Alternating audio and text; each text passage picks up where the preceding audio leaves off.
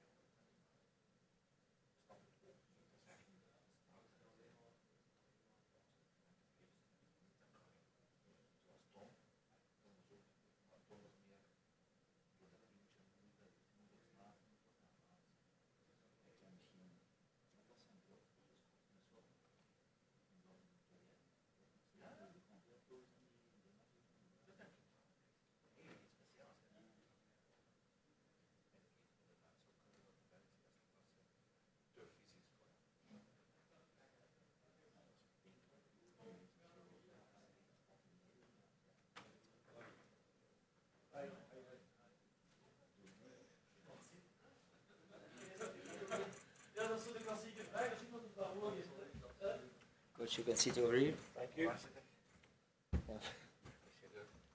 Logic. That's how it is. And where am I? You can sit over here. Yeah. Eerst een beetje. Eerst een beetje. Ja, dat is misschien best. Ligt u maar dus.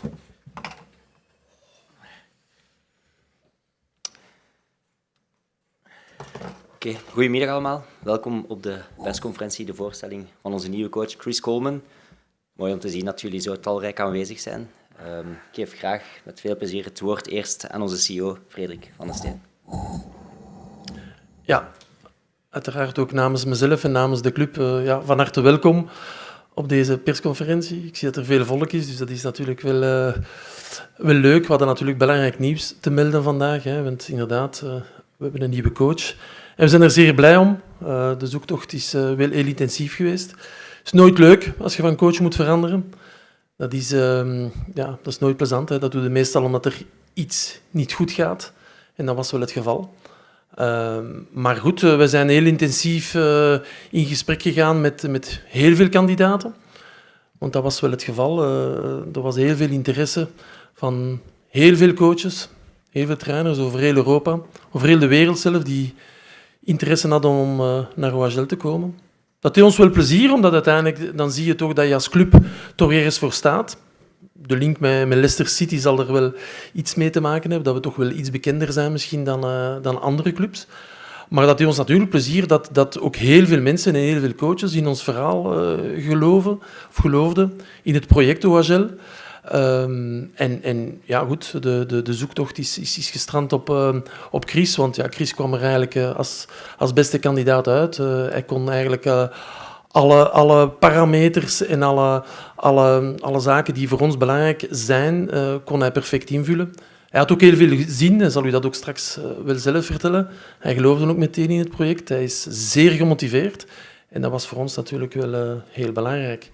Wij zochten natuurlijk een profiel met veel ervaring. Hè. Als je met een jonge ploeg zit, die toch wel wat structuur nodig heeft, die leiderschap nodig heeft. Wij zochten natuurlijk iemand met charisma.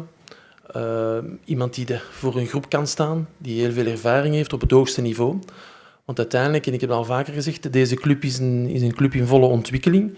En ook wij hebben graag natuurlijk input van mensen die wereldwijd toch hun strepen hebben verdiend. En dat is absoluut met Chris het geval. Dus hij zal ons ook helpen in de verdere ontwikkeling van de club. Niet alleen van de eerste ploeg, maar ook gewoon in de ontwikkeling van onze jonge talenten. We hebben toch een belangrijke taak als club. Want we zijn toch zo'n... George zegt altijd een club in between. En dat is ook zo. We zijn een tussenstap voor vele spelers. En ik denk dat daar Chris ons heel hard kan in helpen, want hij heeft ook ervaring met wereldsterren, met wereldvedetten. Hij heeft er ook heel veel jonge gastjes gelanceerd in zijn carrière. Dus ik denk dat voor mij en voor Georgie en voor heel de club wij heel blij zijn met Chris. En uiteraard wensen we hem alle succes en we gaan hem ook 100% steunen in alles. En we gaan ervoor zorgen dat we heel snel terug in die veilige middenmotor geraken, want dat is toch de ambitie doen om weg te blijven van die playdowns. Want dat is toch natuurlijk een verschrikkelijk iets. Brengt iets te veel druk. Maar goed, voilà, dat is het wat mij betreft. Heel blij, heel trots. En heel veel geloof. En heel veel vertrouwen in Chris en zijn staf. En uiteraard ook in onze ploeg. Dankjewel Fred. Georgie, heb jij er nog iets aan toe te voegen? Nee, Fred heeft natuurlijk al heel veel verteld. Waarom dat Chris is geworden was... wij zochten iemand dat hij een man-manager is, een beetje lessen getrokken van de vorige passages. In plaats van echt heersers binnen te halen. Mensen dat het waarwater dachten om uit te vonden te hebben. Wel iemand dat die open stond of open staat voor iedereen. De technische staf ook beter te maken, omdat het is ook het team. Ook spelers beter te maken en betrokken zijn in alles. Alle feedbacks waren ongelooflijk positief. Wij hebben heel veel rondgevraagd. Het gesprekken met Chris waren ook heel positief, onmiddellijk onder de indruk geweest. Ook andere kandidaten waren heel goed, maar uiteindelijk is toch Chris geworden, omdat het beste gevoel hadden wij absoluut bij hem.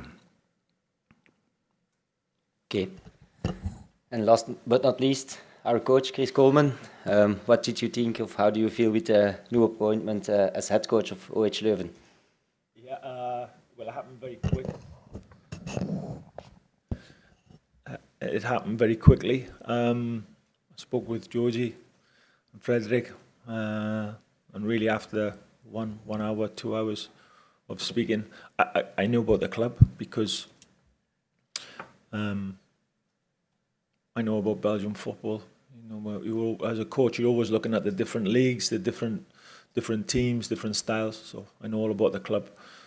I've never been to the city. It's my first time yesterday, which I was really surprised at how beautiful the city is. So, and the challenge to come to try to be successful in such a good league, a strong league, some good clubs, good teams. I didn't see any negatives of why I shouldn't take on the challenge. And I've been around the world, of course. I've managed in different countries, but I thought if I ever get the opportunity to work in Belgium, for sure I'd take it. So I'm lucky. I'm lucky that the club chose me. I'm lucky to be here. I'm very grateful for the opportunity. I'm looking forward to the challenge. We've got a big challenge, I know. But also, you know, it is possible for this club to arrive in a really good place. We're not so far away. The league's very tight in terms of the points. We're close to the bottom, but we're also not so far away from the teams in the top 6. So that's going to be the challenge for us. And I don't see why we can't make progress. So it was exciting for me to take on the challenge. I know it's not going to be easy. It's tough, but everything that's worth having is tough. So I'm prepared. But I'm super excited to be here. I'm lucky to be here, and I'm excited, and I'm very grateful for the opportunity. Thank you, coach. Zijn er vragen? Emile?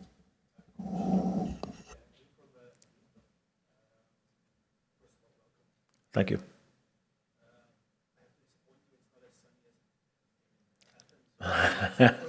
No.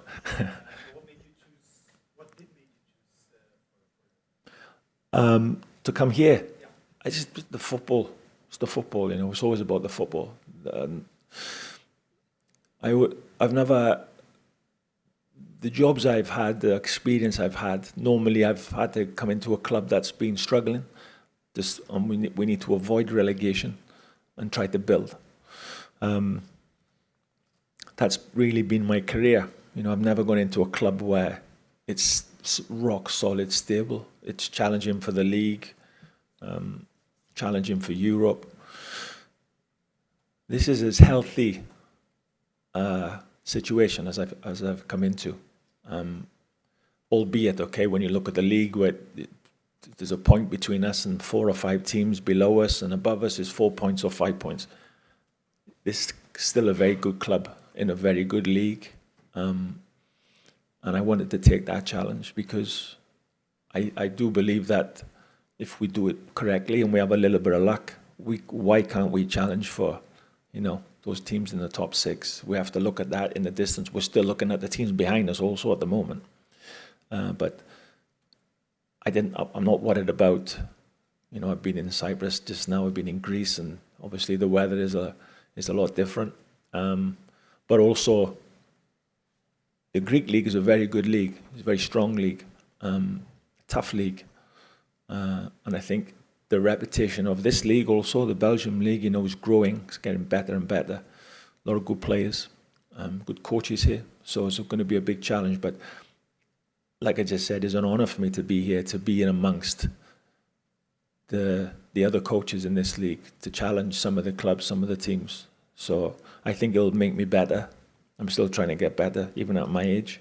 I think you don't stop trying to get better. Albeit I've got 20 years experience. I still want to get better, and I still want to try to manage a team in Europe. You know, it's something I've not been able to do yet. I think I've got a good chance to do that here. It's not the first job in mind. The first job in mind is to start climbing the league and get into a healthier position, of course. But if we do that, you know, there's a lot of good things in place here that we can build on. Hi. What kind of football do you want to bring? What are the qualities, main qualities? Just to win. Because nobody worries if you're winning. You can play really well, you can play expansive football, building football. If you lose, or you keep losing, me or anybody else, you won't be here long enough to explain yourself, and you have to win. We have to win.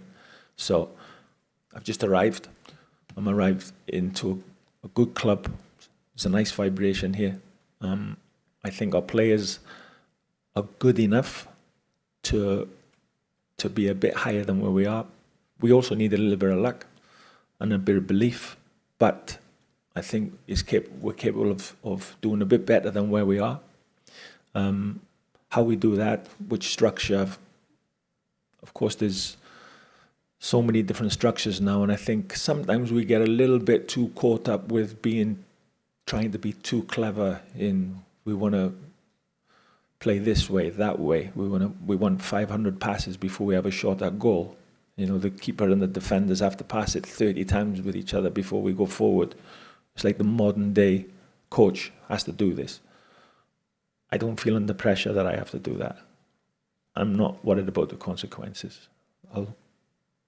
As soon as I understand the players more and the group more, then whichever way we play, we just need to win. We've got good players. They can pass the ball. They can move. They understand the spaces. But the point I want to lay down to the lads, the boys, the players is there, but most teams do. We also have some good strengths we need to build on. So what type of football? I'm not promising Barcelona football, Manchester City. Equally, it won't be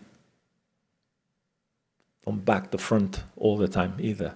Big long passes, but I like a little bit of both from my teams. You know, I like to play behind the opponent. I like our forward players making runs behind the opponents, not always coming short. So I hope we'll have a little bit of both. You know, it'll be a nice style. I hope the supporters enjoy it, but the supporters will enjoy it if we're winning. So that's what we have to concentrate on. Hi, David.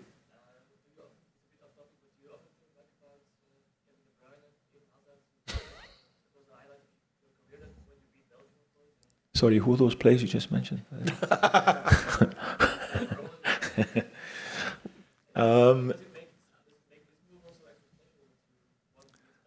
I think even so, that was 2016, but I can go back further from when I was a player, that we had a few games against Belgium, some great games against Belgium.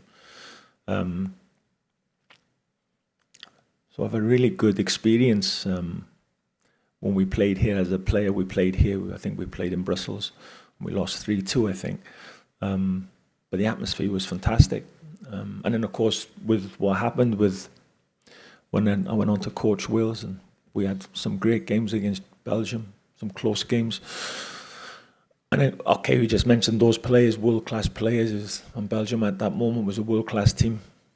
So yeah, that's forever in our history in Wales. We'll never ever forget that. I think maybe some of you guys want to forget that moment. But it was amazing experience for us, and it kind of set our country off on a path. Since we've qualified for 2 more tournaments since then, so it created something special, and I'm very proud of that. And of course, I think about it from time to time. But it was so big for us that when we beat Belgium, that's also paying the Belgian players and the team a big compliment, because they were a great team. But we found a way to win. And of course, for us, that's going to forever be in our history. Hi, Bart.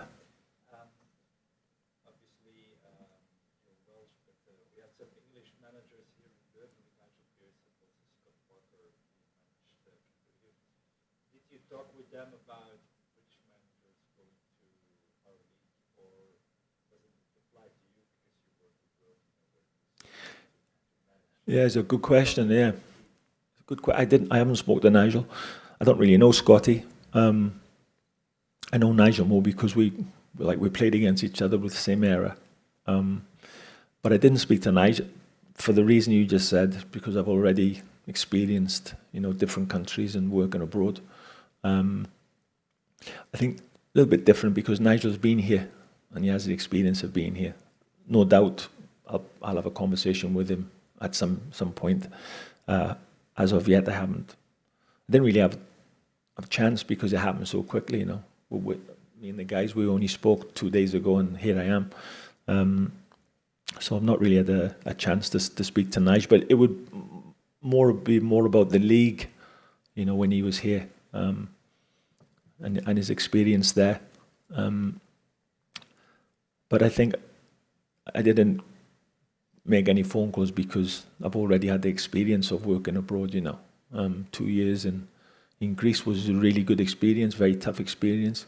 We went into a Traumados in a very difficult situation, but we managed to improve things. So that's what I need to do here. Okay, it's different language, different league, but the challenge is very similar. You know, is to try to push the team forward to improve it, and build on that eventually.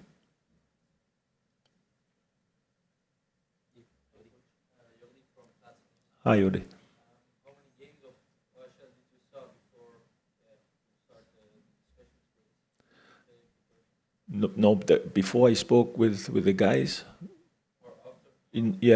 After I spoke with the guys, yeah, probably half a dozen games were different.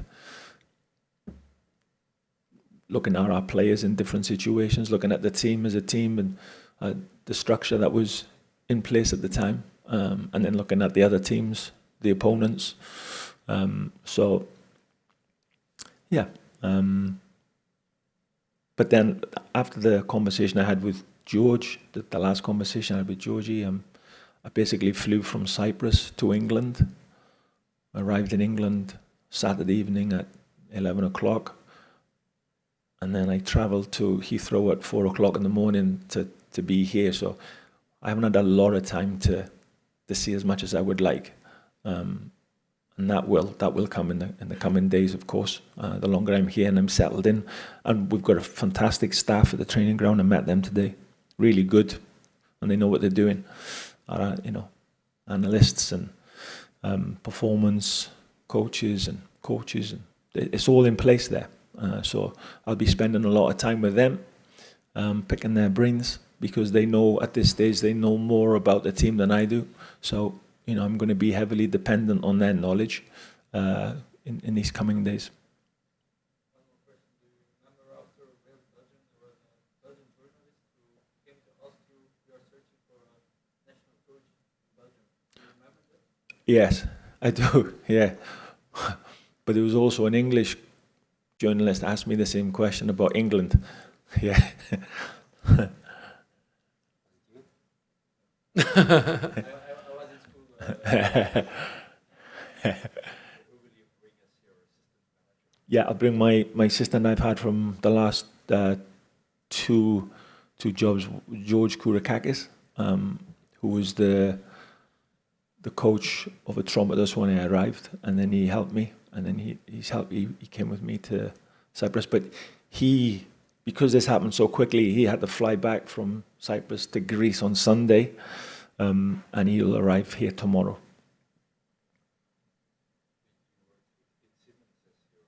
I worked with Kit also at a Traumados, and before a Traumados with Wales. He was in China with me also. But the last 2 jobs, George has been helping me.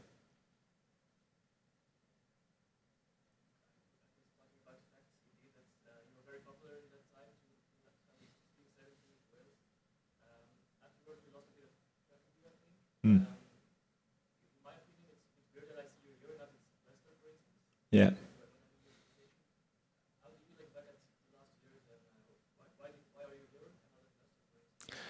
All right. No, this. If I was meant to be at Leicester, I'd be there. I'm not the type of person that thinks above myself. Wherever I am, wherever I'm working, that's my level. It's not. I'm not in doubt, and I'm not in lack. I don't know if I can translate that. I don't think that actually I should be in a higher place. Wherever I am, that's my level. So I think after Wales, we did so well with Wales, which was incredible high.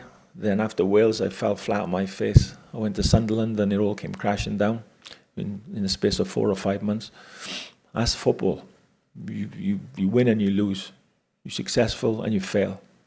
And if you can't handle that, you don't stay. Not as a coach, you don't stay long. You're out of the game quickly if you're not prepared to work at this level or that level.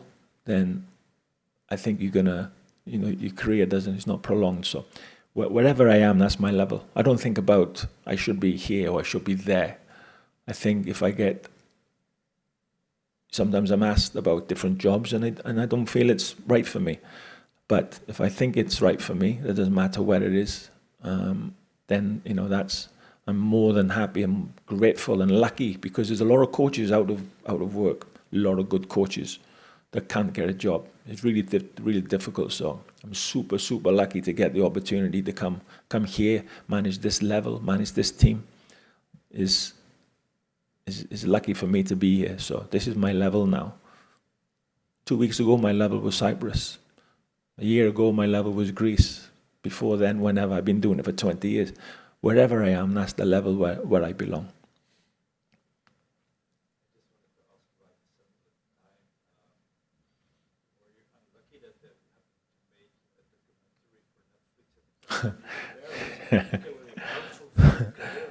Yeah. Yeah. Yeah. Yeah. Sometimes it's the right place at the wrong time. It was an amazing club, Sunderland. But I'm not gonna. And there was a lot wrong when I was there, but I played my part. I made wrong decisions. I probably went too hard too soon with the players. That they weren't ready for me, I don't think. I think I upset some of the senior players quickly because in my eagerness and my desire to turn things around, I probably made those mistakes. So when I arrived, they were bottom, and I couldn't change the situation. But it's a great club, amazing people. I didn't like the documentary. I said I didn't like the documentary. I know people like it, but I didn't like the fact that I was in it. Not because we weren't successful, but I'm very much a manager from yesteryear. What I think the changing room is in the sanctum, is out of bounds, unless you're a player or a staff member. Or cameras in the changing room for me is very weird. It's different nowadays. Modern times. We see a lot of documentaries have been made.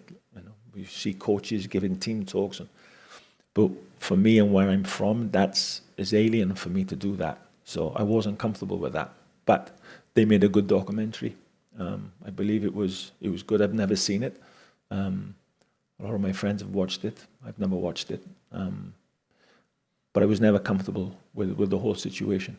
But even in that moment where we failed, I still learned. It still improved me because you look back and you go, why did that happen? What part did I play? If you can't accept that, you don't get better, Like I said earlier, you can't stay as a coach. You have to be brutally honest and say, I got that wrong. I got this decision wrong. I messed up that situation.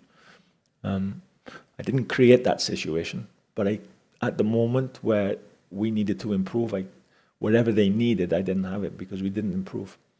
And I'm not going to give you a lot of excuses because it was this, it was that, it was this. What happened. There's football. If you can't accept that, you can't face that, then you can't be involved. You have to accept that can happen, and you either take the challenge, or you duck it, or you don't. So, and I think, so I'm coming here. This is a different situation. This club's stable. In terms of the league position, we want to be in a healthier position. Okay, so I know there's risk. But I'm more than prepared to take the risk. I'll take the responsibility for what happens. Win, lose or draw is on me. No problem. But I love football so much. I'm like addicted to it.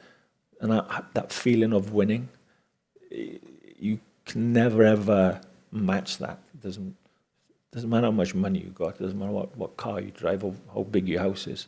It doesn't matter. If you win, that feeling. Equally, if you lose, then you don't sleep for 3 days, normally. But you're always chasing that feeling of winning, and that's the addiction. And I haven't lost that. The minute I lose that, I'll stop. Because if you don't have your hunger and your desire, then it's all over. But I still have the the desire, still chasing that feeling of triumph after a win. You know, the dressing room, the vibration when it's positive. I'm addicted to that feeling, still addicted to it. That's why I'm here.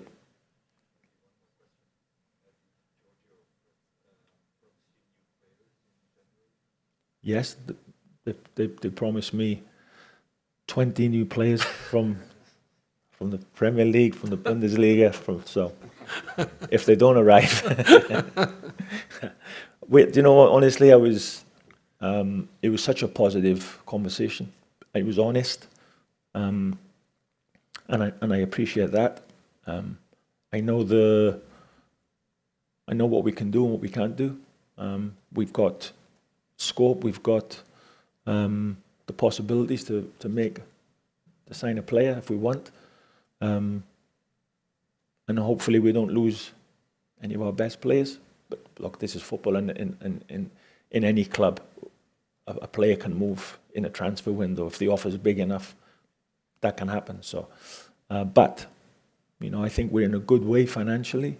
The thing that's missing is probably 4 places in the league. If we're higher, then things are looking good and positive. It's possible we can do that. This transfer window, of course, we want to try to improve. We're always looking to improve. So, do we have a definite target in a definite position? No, but we will speak in the coming days, no doubt, to see what's possible, what we really need to do in terms of the squad. But I think hopefully we don't lose any of our best players. But again, I'm a realist and I know football is football. And if there's a big enough offer, then okay, that will have to happen. But hopefully it doesn't. Hopefully we're adding to what we've got.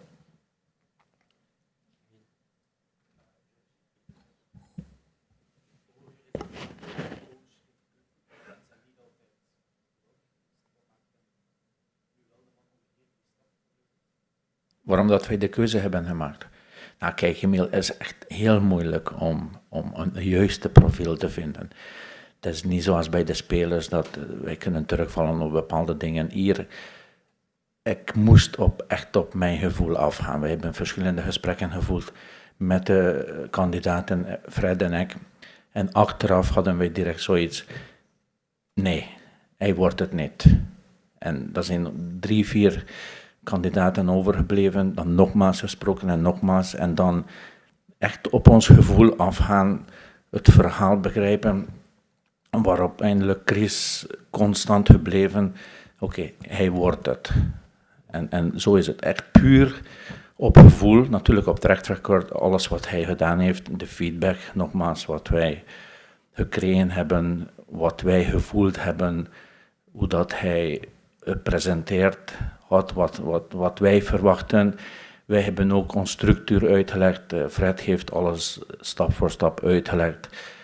En nogmaals, het gevoel, dat klikte gewoon. Het bleef maar hetzelfde gevoel ervaren, Fred en ik, omdat we hebben constant over gesproken. Ik heb ook op het einde de 4 jongens, de 4 belangrijkste spelers, altijd betrokken. En daarom was ik ongelooflijk dankbaar dat geen enkele naam was gelegd. 1 naam, maar dat klopte niet. Maar dat was ik ook, dat was ik absoluut dankbaar. En het gevoel bleef maar bij Chris. En eindelijk, dat was echt op het einde een no-brainer, dat wij moesten heel snel schakelen en zo snel mogelijk Chris halen. En ik denk dat hij is absoluut een missing link op dit moment. De jongens waren ook akkoord mee met de laatste 3 namen uitgelegd. Waarom wel, waarom niet, waarom wel, waarom niet. En de keuze hebben wij echt samen gemaakt. King Power is natuurlijk al jaren, sinds 2017, hier heel aanwezig. Financieel heel veel geïnvesteerd in deze club. Ik ga het bedrag niet noemen, maar jullie kunnen ongeveer toch meedenken en weten hoeveel miljoenen hier al in deze club is gepompt. Dan lijkt het mij ook logisch dat die mensen betrokken zijn. Ik kom natuurlijk van een andere situatie. Ik heb in een andere club gezeten, waar dat eigenlijk de aandeelhouders betrokken waren, maar eigenlijk niet betrokken waren. Hier is dat een heel ander gegeven, dat inderdaad King Power, Koen Top, Susan Whelan en John Rudkin deel maken van de board. Wij hebben maandelijks overleg En wij bespreken eigenlijk alles wat er moet besproken worden. Operationeel, commercieel, financieel, sportief, academie, dames, U23. Dat gaat eigenlijk in een ongelooflijke leuke vibe. Althans, ik spreek over sinds ik hier ben, dus ik kan niet spreken over het verleden. Dat ga ik ook niet doen. Interesseert me ook eigenlijk niet wat er vroeger gebeurde. Ik kan alleen maar oordelen sinds 1 mei. En de grote beslissingen die worden eigenlijk op tafel gelegd, inderdaad, en met deze groep. En er wordt overleg gepleegd. Maar de beslissing ligt bij Leuven. De beslissing ligt bij ons. Wij zijn vrij om mensen aan te stellen. We zijn vrij om mensen te ontslaan. Alleen, dat wordt in overleg gedaan. Het lijkt me ook logisch dat als je als eigenaar en je hebt zoveel centjes in een club gestoken, dat je ook betrokken wilt zijn bij de grote beslissingen. En dat zijn grote beslissingen. Je trainer ontslaan, dat is gewoon een grote beslissing. Coach aanstellen, dat is gewoon een grote beslissing. CEO aanstellen is ook in overleg gebeurd. Chris van den Broek zit daar, maar dat is in overleg gebeurd met de mensen van Leicester. Georgie aanstellen, dat is in overleg gebeurd. Maar, nogmaals, wij hadden altijd finaal de eindbeslissing en we hebben eigenlijk ons ding kunnen doen. En alle beslissingen die tot hiertoe zijn genomen geweest door het management, door het bestuur zelf, zijn eigenlijk beslissingen die door OHL zijn genomen. Maar ondersteund door onze aandeelhouder, ondersteund door de board. En dat lijkt mij niet meer dan normaal. Dat gebeurt in alle clubs, in alle eerlijkheid. Op Anderlecht, op Antwerpen, op Club Brugge. Daar zijn ook beslissingsorganen en daar is ook overleg. En dat is het gewoon. Ik zou het dus echt effectief als een soort overlegorgaan noemen dan eerder een beslissingsorgaan. Want dat is het niet. Spelers, als wij transfers doen, is het ook niet meer dan normaal dat wij ook de scouting van Leicester raadplegen. Dat wij John Rudkin, head of football, raadplegen. Kijk, en dat zijn simpele vragen. Hè. Wij sturen gewoon het profiel van de speler. Wij sturen van, kijk, wij willen... Maar check jullie eens even. Check jij, misschien hebben jullie externe data of meer data die wij niet hebben. Een advies. Misschien hebben jullie een profiel in jullie scouting die speler die bijvoorbeeld niet klaar is voor Leicester, maar dat misschien wel klaar is voor OHL. Dus er wordt gewoon heel veel informatie gedeeld. Maar ik kan vandaag echt op geen enkele beslissing terugkijken die door Leicester is genomen boven mijn hoofd of zonder dat wij inspraak hadden. Geen enkel. 0. Letterlijk 0. Dus wat dat betreft mag dat voor eens en voor altijd uit de wereld gehaald worden dat Leicester eigenlijk alle beslissingen neemt en dat wij moeten volgen. Je kan aan Chris vragen. Chris heeft geen enkel gesprek gevoerd met de mensen van Leicester. Did you talk to the people of Leicester in the recruitment now? People of Leicester? Yeah. Dus voilà. Dus Chris komt niet via Leicester. Hij heeft niet gesproken met de mensen van Leicester. Dat is gewoon onze beslissing. En die is 100%, maar dat is wel het leuke. En het belangrijkste, die is 100% gesteund. En 100% geapproved, want ze vonden het ook een heel goede keuze.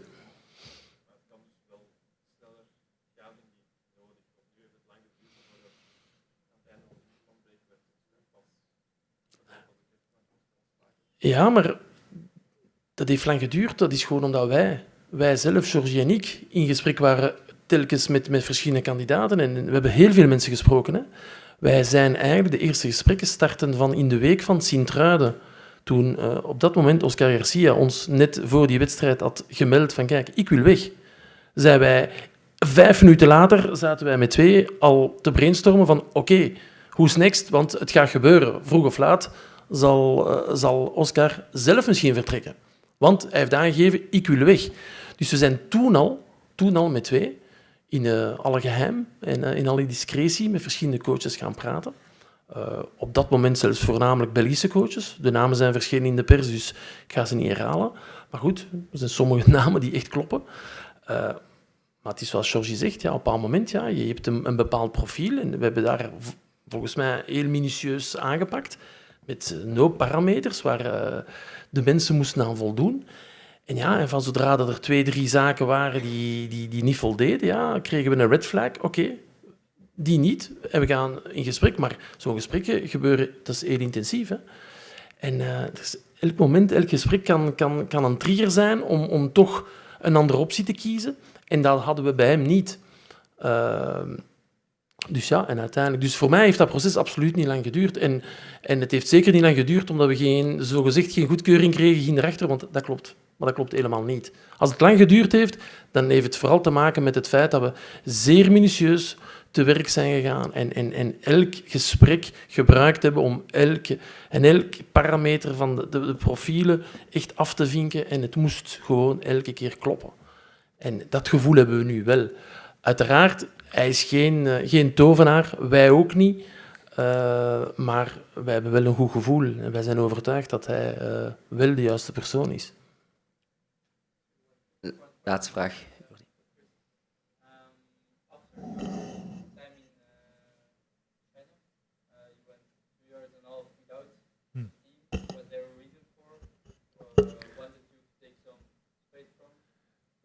Yeah, no, two or three times we came close to going back abroad, but it was the time of COVID, so it was difficult to get across borders. And we had some offers in England, but not right for us, not right for me. So I didn't want to do that. I was spending some time with my family, because I've always worked away in other countries. My family came to China because it was so far away. So I think we were there a year. And when we came home, then we got good schools for our youngest children. I didn't want to move them again. So kind of delayed jumping straight back in. And then the next, I think it was 2.5 years, and then we went to Greece. Spent a couple of years in Greece, and that was good. But the COVID didn't help us at all, and we couldn't... The ones that we wanted, we couldn't get to. It wasn't good for us at that particular time. So that was the reason why we were out for so long. The main reason, if I'm honest as well, I spent a little longer with my family. But yeah, thank you. Oké, dank u wel. Nu is er tijd om 1-op-1 interviews te doen aan de rand van het veld, samen met de coach en Frederik van den Steen. Dank u wel.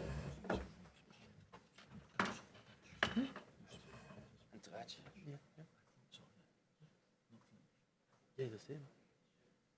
The same. Yeah, the same. Yeah. Dutch is from Holland. They have different accents, but Dutch or Flemish is the same.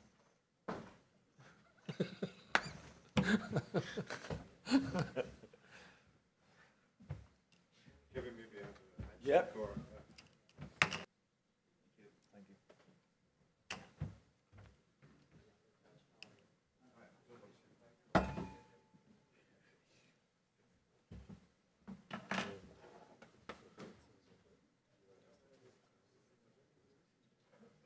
Ja, op dit moment wel. Hoe dat nu is, wel. Zodat wij...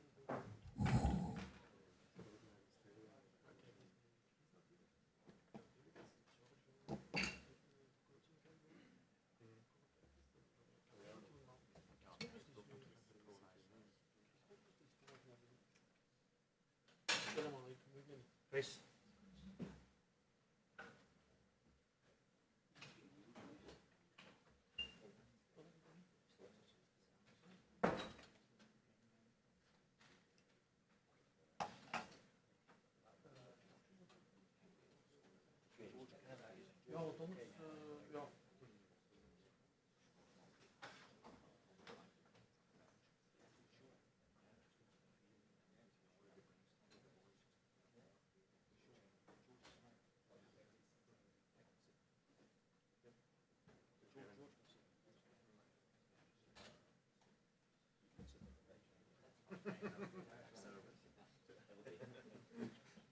Oh!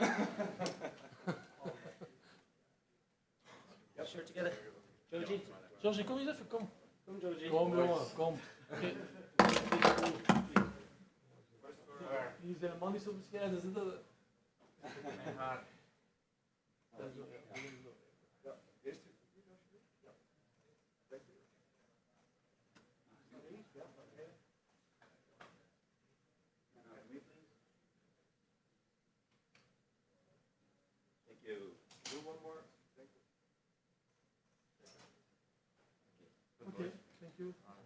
Dank u allemaal.